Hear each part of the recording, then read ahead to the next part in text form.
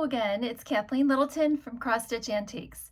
I'm here today because I have something really exciting to show you, and it's something that I finally have fully finished and framed. It's been a popular sampler of mine, and without further ado, let me show you something really special. And this is Hannah Whitaker, fully finished and finally framed. First of all, let me thank you so much for all of your support and your interest in Hannah. Hannah first debuted in October at an event put on by the UK Sampler Guild at the Ackworth School itself in Pontefract, England. And I brought her along with me. I was partially working on her in hopes to finish her eventually, but I thought it was a great opportunity to do a short presentation on Hannah and the information I found out about her. Never did I realize that Hannah would become so popular. People started sharing her photo, the ladies and gentlemen that were at that event. And soon I had requests to get her finished as soon as possible and release her to the general public. So I did that, and she came out in March. I believe I stitched her in 6 months, working as usual on other projects. I always have a lot of things going on. But the interest was so wonderful that I did get her done, put the chart together, found some preliminary information about Hannah, which I feel strongly I did find her. She was an older woman, perhaps, and had direct links to the Ackworth School, although she did not attend Ackworth herself. There are Flosstubers out there that are stitching her and also really promoting her and loving her.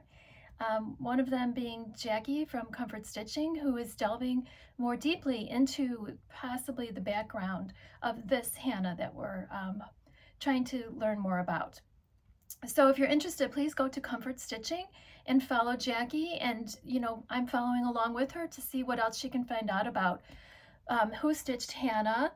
And besides, of course, we know it was Hannah Whitaker, but which Hannah? So that's what we're delving into.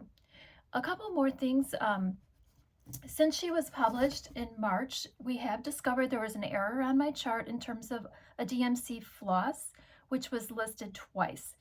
So for the corresponding color to Gloriana Wild Berry, the correct DMC is 407. So if you can make a note of that, I have corrected it. All corrections for all my reproductions, you can always find them on my website on a tab called Charts and Kits. And it's anything that I find or other people discover that needs to be corrected. So also there is another little tiny correction. It's one stitch, but it might make a difference because up here in this far corner, there are upside down initials that say SRAS. On your chart, I believe I did not put the little middle section of that A, so it looks like a V. So it should read SRAS, which is upside down. So again, my apologies on that.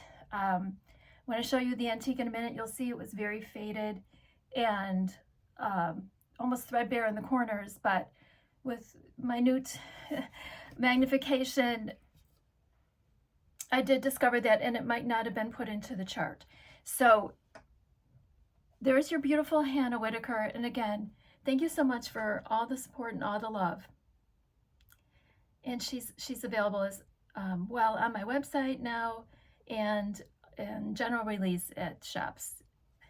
Okay, let us take a look at that antique. As I mentioned, I'm so delighted to have both of these framed in the same beautiful frame. So they're going to sit together in my my reproduction Victorian home downstairs. And here is the antique. Beautiful, beautiful Hannah. We all love you. We appreciate your such diligent stitching so many years ago in the year 1821. Now up here in this corner, as I mentioned, is where those upside down initials are. And again, it should be SRAS. Okay, if anyone's delving into this a little bit more. So let me see if I can hold these up together, and you'll see how beautiful they are side by side. A couple other notes. I applaud any of you who are changing your colors to suit your own palette, changing up the linen.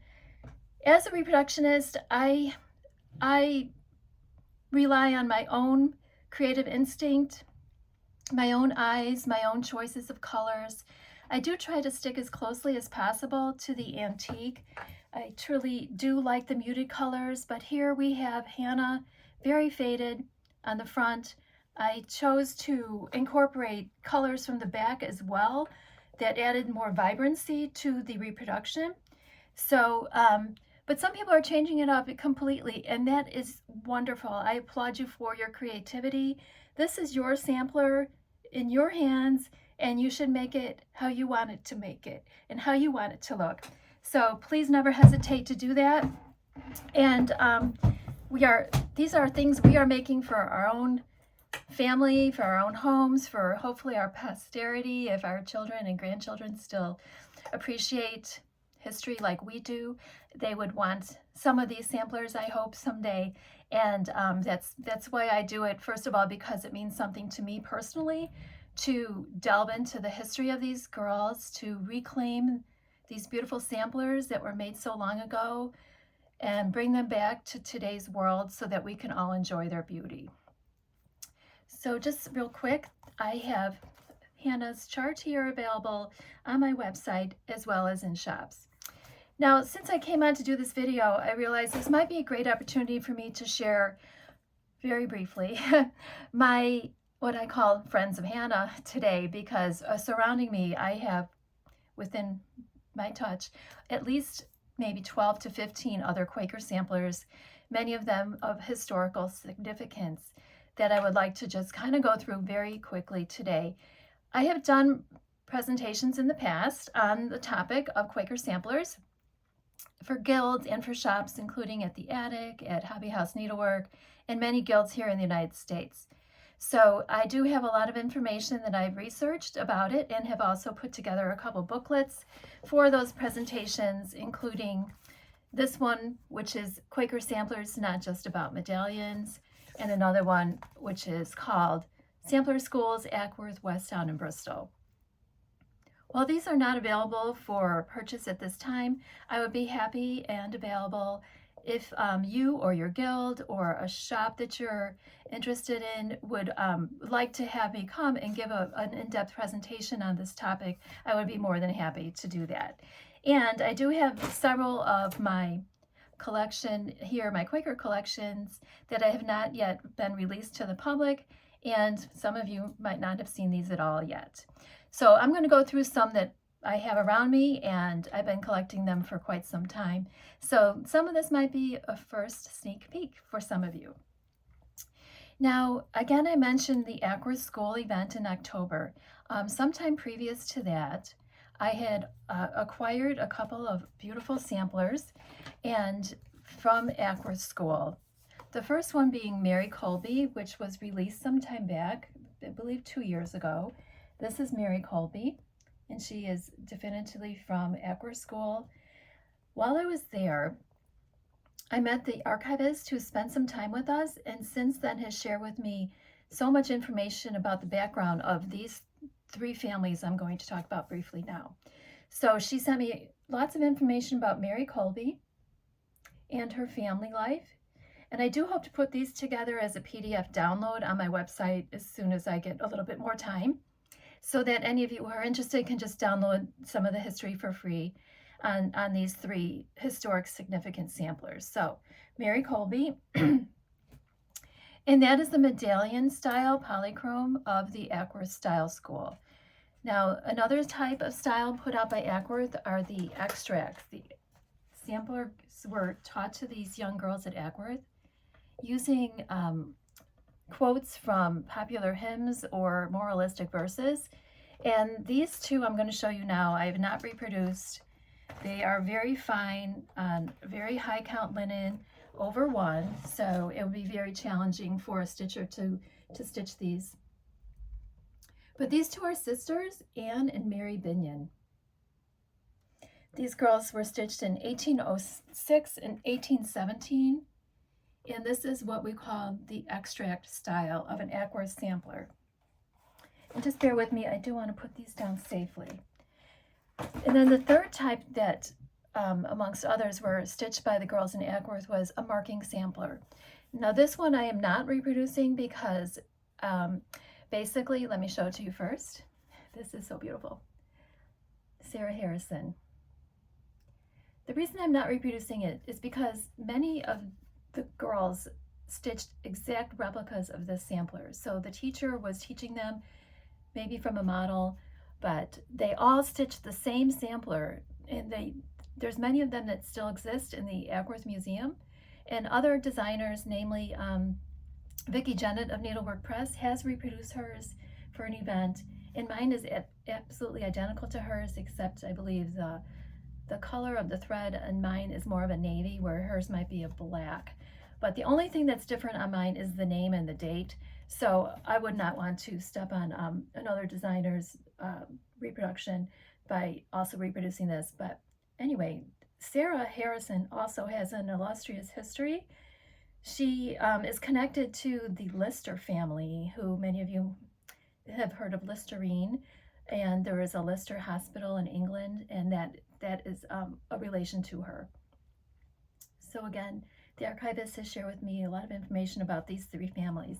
So I'm very grateful to have that, and hopefully we'll put that out there on my website when I get a chance. Okay. Now, I want to briefly touch base on a few other Quaker samplers I mentioned in my collection, some of which have been reproduced already. This is the AB 1816 sampler, which was the project for the Attic event, I believe back in 2023, when I taught at Sampler Symposium. And this is AB 1816, the antique. And these are available on my website, this reproduction. We also have another lovely sampler called Anne Hunt, which was another featured piece at that Sampler Symposium. Anne Hunt is still very popular. It's very similar in color to the Beatrix Potter sampler some of you have seen on the internet. And this was stitched by me with Belsois, her crown. And let me show you what those look like. All right, here we go. We have this beautiful old Anne Hunt from Nelsia, which is in England, near the western coast. Not too far from Bristol, but no relation to the Bristol samplers. Nelsia, and 1805, very faded, very beautiful. And my reproduction. I stitched this on Maritime White by Lakeside Linen, and she's also available on my website. Anne Hunt. Okay, I don't want to take too much time here. All right, here we go. The next one we have available to talk about in my collection are this one here, which is also reproduced. It's called the SI sampler, which is also possibly from England. And you can see these Quaker motifs are just so pretty. Here's the antique, and here's the reproduction.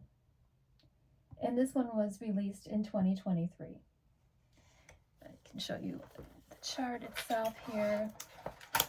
And here we have the SI Quaker, which might also stand for possibly the Sur Island, which was an Irish school, Quaker school in Ireland. And again, I have also been collecting Irish Quaker samplers, and that's another story for another day. But I have some really beautiful Irish Quaker samplers that I've reproduced, and have also acquired some new ones lately, which I'm really thrilled about, and hope to get to reproducing those soon. Now, not to jump around too much, but before I touch base on some of my American Quakers, I wanted to share the influence of these Quaker motifs that appear on samplers, and just so that you recognize some of these motifs yourself.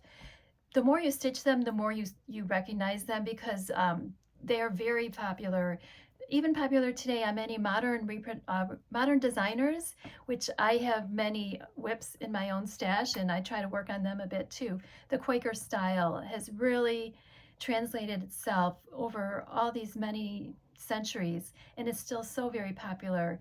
It's a very soothing, nature-inspired motif, collection of motifs, I should say, that still I think people today, stitchers today, really are inspired by. So what I'm going to show you now, this is a sampler that came out in 2019, and this is another beautiful sampler reproduction of mine. It's a lovely sampler called Anne Wilkinson, and you can recognize these Quaker motifs, the specific flower here, the carnation and the paired birds, and other interesting motifs on the sampler that speak Quaker style. Not necessarily that Anne Wilkinson herself was a Quaker, because it's doubtful that she was, but the style has again been so popular that it appeared on other samplers over time.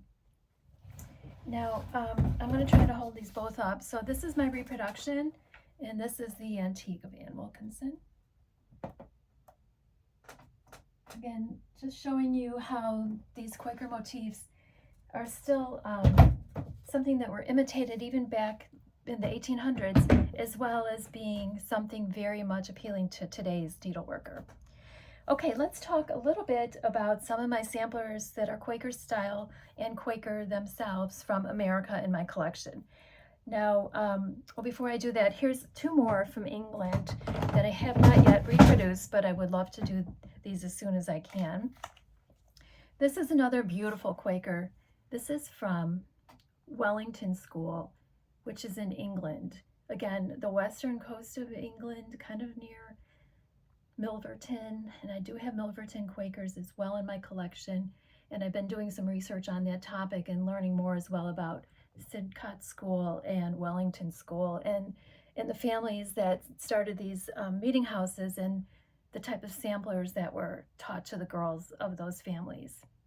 So this one has not yet been reproduced, but you can see one of my favorite things on these Quaker samplers are the Roman lettering.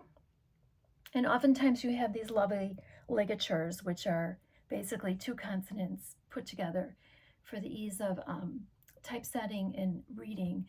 So that's something really that jumps out as a Quaker symbol.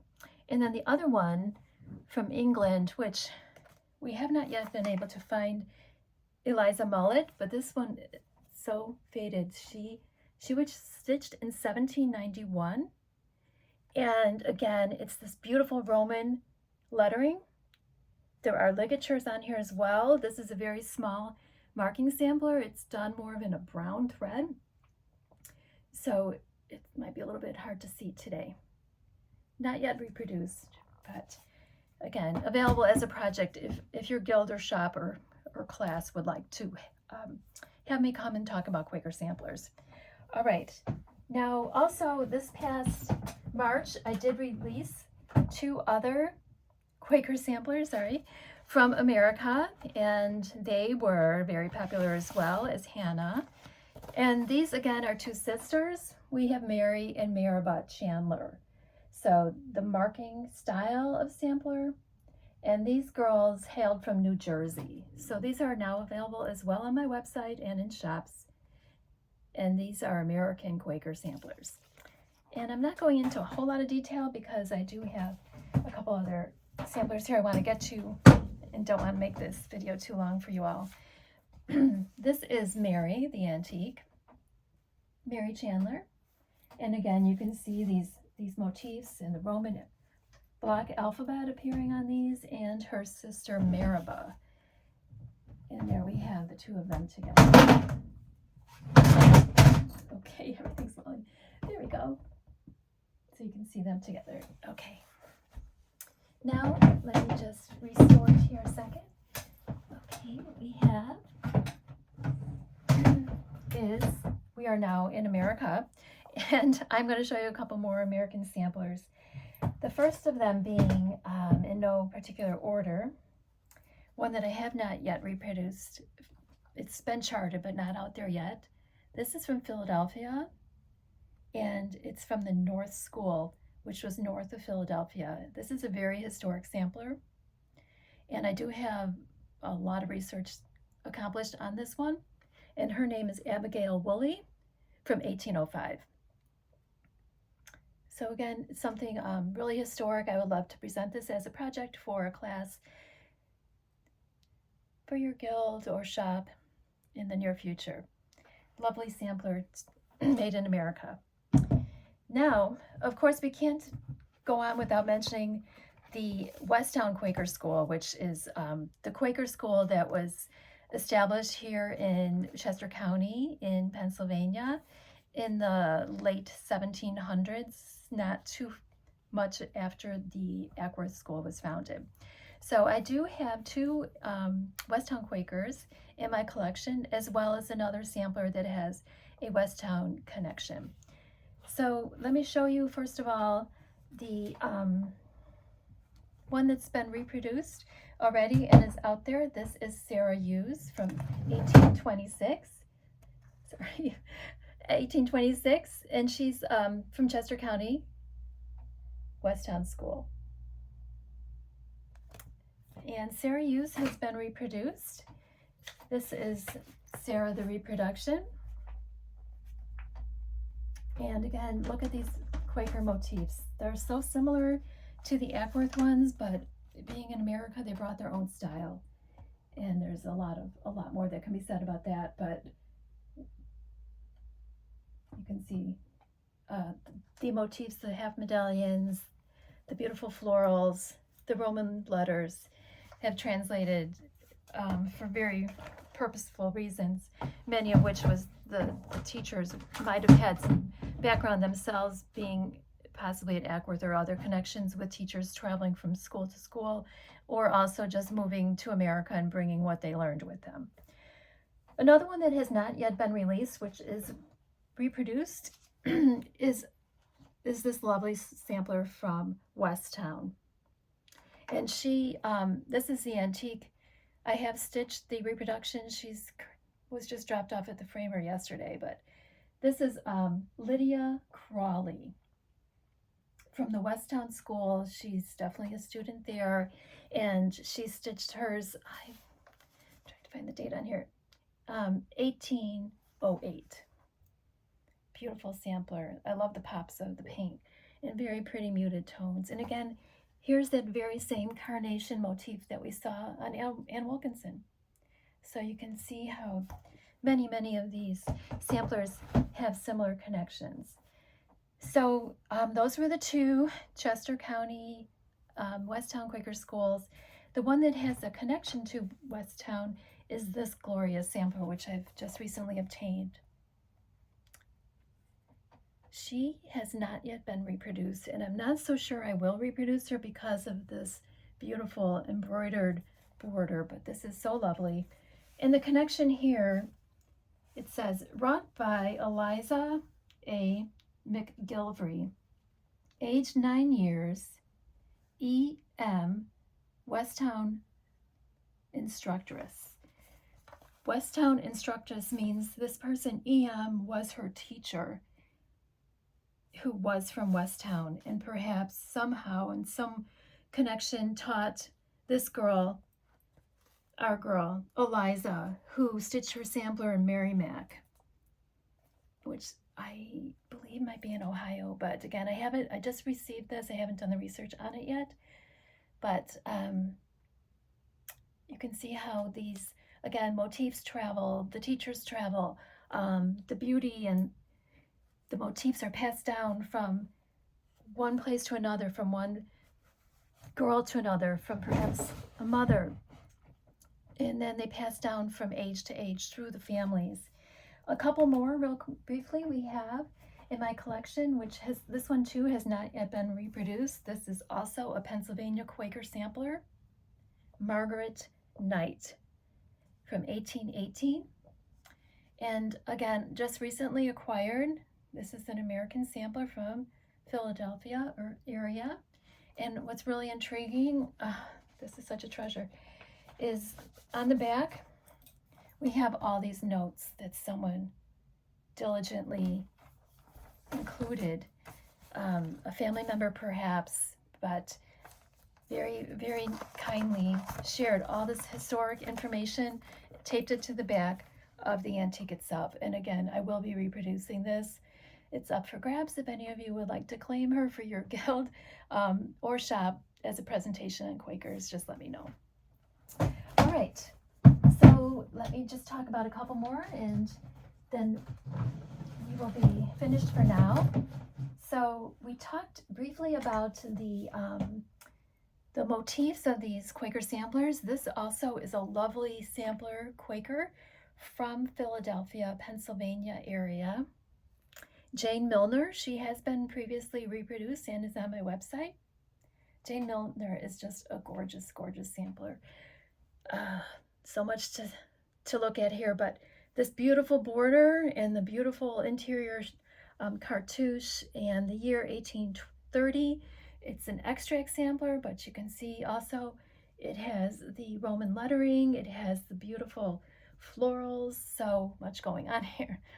And she is a big girl, and she might be a challenge to stitch because this entire exterior border is over one. Yes. All right, and last but not least for today's little Flosstube is one more that has that connection again to the Quaker motifs that is not necessarily a Quaker. Another American sampler from Philadelphia, Pennsylvania area. And this one you might have seen before. This is the Antique of Innocence, 1840. And she was released, I believe, in 2021. And she was a favorite of Jean Lee from the Attic. And Jean was finishing her sampler over the past few years before she sadly passed. And I had the great fortune to actually finish her sampler for her, which is now at the Attic. And that was such an honor for me. So, and here we have my reproduction of Innocence 1840. And the reason I'm showing this today is again because on this sampler stitched by a girl named Rebecca Reside in Philadelphia at a school called S.M. Murphy School. She has stitched again these carnations, which we find on Quaker samplers, and very significantly these paired birds. Although Rebecca was not a Quaker, she was highly influenced by the lovely motifs and lettering of Quaker samplers. Here you have again these Roman block letters, which are often featured as well on Quaker samplers, these little rosebud sprays. All right. Well, I appreciate you listening to me and going on about something I'm so in love with is Quaker samplers. I just can't get enough of them. I love stitching them. I love stitching modern Quakers. I love, again, collecting and reproducing these beautiful samplers from the past. So I thank you again for listening. I thank you again for supporting Cross Stitch Antiques, my little business. And it's pretty much a one-woman show here. So although I don't produce a lot, I produce from my heart and very deeply. And I treasure your interest so much and all of your support. But anyway, in the meantime, until I see you again, may God hold you in the palm of his hand. Take care.